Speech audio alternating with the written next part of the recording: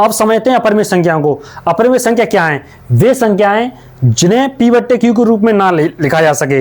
यानी कि मैंने आपसे पहले कहा था कि ये परिमेय संख्याओं की बिल्कुल उल्टी होती हैं, है तो एक ही बात की लेकिन दोनों ही उल्टी होती हैं।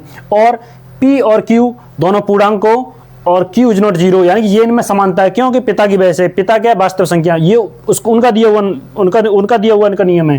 ठीक है, तो उसके उदाहरण है √2, √3, √5 और पाई आदि इसके उदाहरण हैं। तो उसमें कुछ नियम दिए हैं जो उन्होंने अपने क्या है साम्राज्य बढ़ाने के लिए इसने कुछ अपने नियम दिए थे। नियम क्या थे इसके? अपने संख्याओं के दशमलव रूप, यानी उन्हें कोई मान ना सके।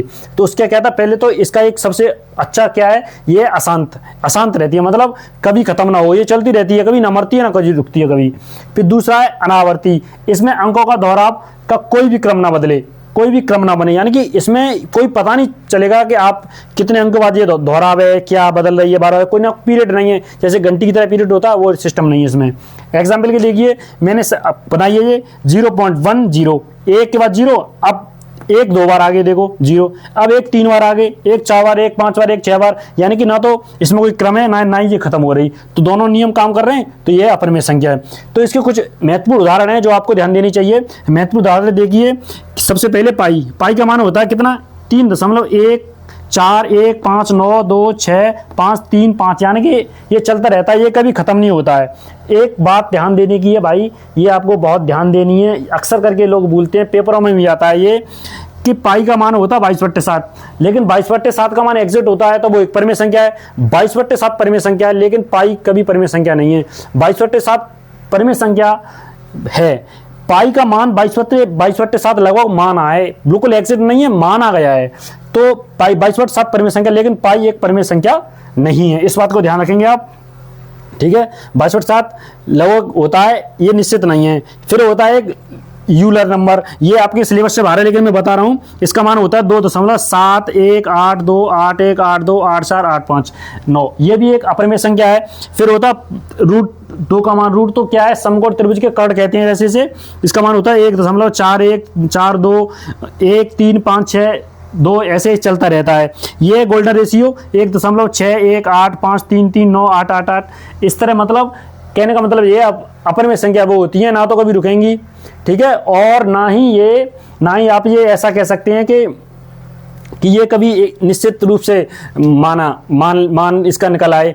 लेकिन अब सोचने वाली बात ये, अगर पेपर में आ जाए, जैसे मान लीजिए √30 आ जाए, तो आप कैसे पहचानोगे? क्या आप उसके भागफल से वर्गमूल लोगे? नहीं, आपको ऐसा नहीं करना है। आप क्या करेंगे, आप एक समझ लीजिए, मैं आपको यहाँ पे समझाता हूँ।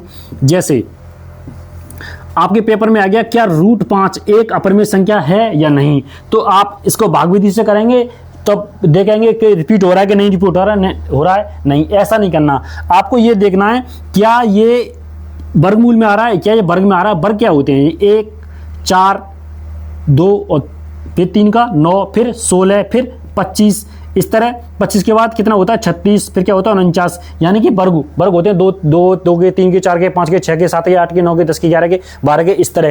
क्या ये उनमें आ रहा है? नहीं आ रहा उनमें, तो ये क्या होगी? अपरिमेय संख्या है। ठीक है, क्या होगी? एक अपरिमेय संख्या है। लेकिन एक बात समझिए, मैंने लिया √20, क्या ये एक परिमेय संख्या है क्या अपरिमेय संख्या? इसे समझने के लिए आप क्या करेंगे, आप इसका एलसीएम लें। एलसीएम क्या हो जाएगा? 2 × 2 × 5, यानी कि एक जोड़ा बना, तो इसमें से 2 बाहर हो जाएंगे, √5। लेकिन √5 तो अपरिमेय संख्या है, तो एक अपरिमेय संख्या के मान में अगर 2 का गुणा करेंगे तो वो भी अपरिमेय संख्या, यानी पॉइंट उसमें रहेगा, तो ये भी अपरिमेय संख्या है। ऐसे ही आप कोई भी बड़ी संख्या ले सकते हैं, जैसे कि हमने ले लिया 120 का लासा पर लीजिए, 2 × कितना हो गया? 60, फिर 30, फिर 15, 2 के बाद 60 के बाद 30 के बाद 15, फिर 5, फिर 1, यानी 5 × 15, 15 दूनी 30, दूनी 60, दूनी 120, इतना हो गया, ये हो गया। ठीक है, इसका हम लेंगे तो क्या हो जाएगा? ये एक जोड़ा बना और एक ही जोड़ा बना, यानी 2 बाहर हो गए, और अंदर क्या है? 2 × 3 × 5, 5 × 15 दूनी 30, तो ये कितना हो जाएगा? 30।